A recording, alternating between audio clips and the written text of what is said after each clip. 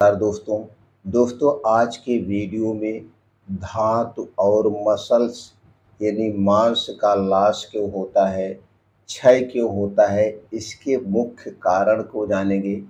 किस कारण से समस्याएं होती हैं और मांस और धातु को बढ़ाने वाली आयुर्वेद की कौन सी वो चीज़ें हैं जो इसके लिए वरदान साबित होती हैं। तो दोस्तों, अगर आपके शरीर में मांस नहीं चढ़ रहा है, मसल्स नहीं बढ़ रही है, धातु का क्षय हो रहा है यानी स्टेमिना की पावर कम हो रही है, शरीर की रोग प्रतिरोधक क्षमता कम हो रही है, आपको जल्दी से थकावट आ जाती है या आपका वजन कम हो रहा है, तो इस वीडियो को ध्यान से अंत तक सुनिएगा और दोस्तों उस कारण को जानिएगा। जब आप कारण को हटा देंगे तो समस्याएं अपने आप समाप्त हो जाती है। तो चलिए एक एक करके दोस्तों उस कारण के बारे में जानते हैं। दोस्तों, आयुर्वेद के अनुसार शरीर में 7 धातुएं होती हैं। 7 धातुएं: रस, रक्त, मांस, मेद, अस्थि, मज्जा और सुरु। मांस धातु शरीर की मांसपेशियों ताकत का प्रतिनिधित्व करती हैं। यदि शरीर में मांस धातु क्षीण हो जाए तो इसके कई लक्षण दिखते रहे। तो दोस्तों उसमें लक्षणों की बात हम करें तो मांसपेशियों का पतला होना, थकान या कमजोरी एहसास होना, ओजन का तेजी से घटना और ओजन का न बढ़ना, शरीर में ढीलापन, शरीर की रोग प्रतिरोधक क्षमता का कम हो जाना यानी कि बार बार सर्दी, खांसी, जुखाम का शिकार हो जाना, ऐसे लक्षण नजर आ रहे हैं तो जान लीजिए मांस और धातु क्षय के ये लक्षण है। अब ये किस कारण से होता है, कारण भी जानना जरूरी है। कारण में सबसे पहला जो कारण माना जाता है वो प्रोटीन की कमी माना जाता है। शरीर में जब प्रोटीन की कमी होती है, उस कमी के कारण दोस्तों हमारे शरीर में मांस का क्षय होता है। अब हमें कितने प्रोटीन की रिक्वायरमेंट डेली होती है, ये दोस्तों उम्र के हिसाब डिपेंड करता है, शारीरिक परिश्रम के हिसाब से डिपेंड करता है कि आपको कितनी प्रोटीन चाहिए। अगर वैसे प्रोटीन की हम बात करें तो दोस्तों अगर आप युवा अवस्था में हैं और जिम जा रहे हैं, बहुत ज़्यादा शारीरिक परिश्रम कर रहे हैं, इस कंडीशन में 70 से 80 मिलीग्राम प्रोटीन चाहिए। 70 से 80 मिलीग्राम प्रोटीन चाहिए। और अगर आप कोई परिश्रम नहीं कर रहे हैं, ऐसे हैं, तो 50 से 60 ग्राम प्रोटीन चाहिए।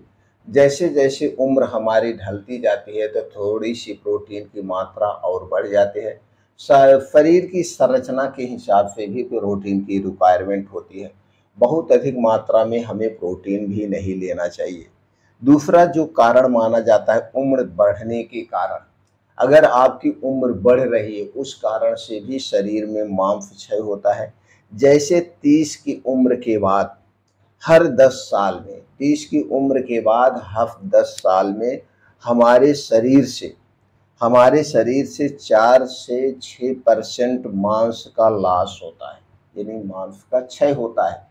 अगर हम सही मात्रा में डाइट का प्रयोग नहीं करेंगे तो हमारे शरीर में 30 साल के बाद कमजोरियां होने लगती है, धातु और मांस दोनों का क्षय होने लगता है।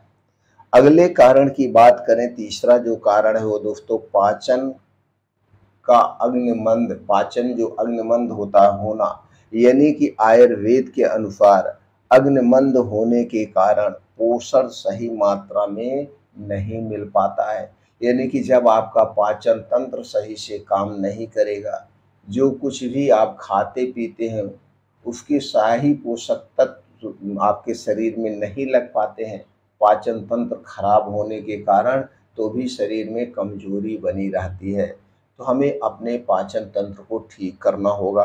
अगले कारण की बात करें, दबी हुई भूख या आपको बार बार अपने खाने को स्किप करना। कुछ लोग हैं खाने को अवॉइड कर देते हैं, खाना समय से नहीं खाते हैं और खाने में पोषक तत्व नहीं होता है। तो दोस्तों ये भी गलत है, ये भी उसका एक कारण है। तो हमें क्या करना चाहिए, हमें समय समय पे पौष्टिक युक्त खाना खाना चाहिए। हमारे खाने में सबसे ज़्यादा हरी साग सब्जियाँ, ताज़े मौसमी फल होने चाहिए। आप बीन्स को रात में भिगो के सुबह खाली पेट लीजिए। ड्राई फ्रूट रात में भिगो के आप खाली पेट ले सकते हैं। इन सब में भरपूर मात्रा में प्रोटीन्स, विटामिन्स, एंटीऑक्सीडेंट पाए जाते हैं, जो हमारे शरीर की कमजोरी को दूर करने में सहायक है। अगला कारण है दोस्तों अत्यधिक तनाव और नींद की कमी। अगर हम बहुत ज़्यादा चिंता करेंगे, डिप्रेशन में जाएंगे, नींद नहीं आएगी, ये भी एक कारण है, क्योंकि कार्टिसोल हार्मोन्स मसल ब्रेकडाउन को बढ़ाता है। इसलिए नींद भी बहुत जरूरी है, चिंता हमें नहीं करना चाहिए। छठवां है शारीरिक शारीरिक क्षय या व्यायाम करना करना शारीरिक परिश्रम या व्यायाम करना करना। अगर शारीरिक श्रम आप नहीं कर रहे हैं, मेहनत नहीं कर रहे हैं, तो भी मसल्स ग्रोथ नहीं होता है, और जो मसल्स ग्रोथ होता है वो सिर्फ बॉडी फूल जाती है। तो शारीरिक परिश्रम भी करना बहुत ज़रूरी है। अगर आपको कोई काम नहीं है तो आपको कम से कम 2 घंटे डेली योगा, प्राणायाम, मेडिटेशन करिए, जिम जाइए, कुछ भी करिए। अगले कारण की बात करें तो दोस्तों लंबी बीमारी या संक्रमण बीमारी जैसे टीबी कैंसर जैसी अगर बीमारी हो जाती है तो इस कंडीशन में भी शरीर में मांस नहीं चढ़ते। और अगला जो कारण है वो दवाओं का साइड इफेक्ट। कभी कभी जब शरीर में हमारे दवाओं का साइड इफेक्ट होता है, इस कारण से भी दोस्तों हम कई और समस्याओं के शिकार हो जाते हैं, हमारे अंग दोस्तों प्रभावित होते हैं। ये हो गए कारण। अब हमें करना क्या चाहिए दोस्तों? हमें क्या करना है, हमें प्राकृतिक नियमों का पालन करना है। सबसे पहले आप खाना समय से खाइए, और खाने में आपने सबसे ज़्यादा हरी साग सब्जियाँ खाइए, जैसे हमने पहले बताया। खाने की बात करें तो सबसे पहले आपको रात के खाने का समय निर्धारित करना है।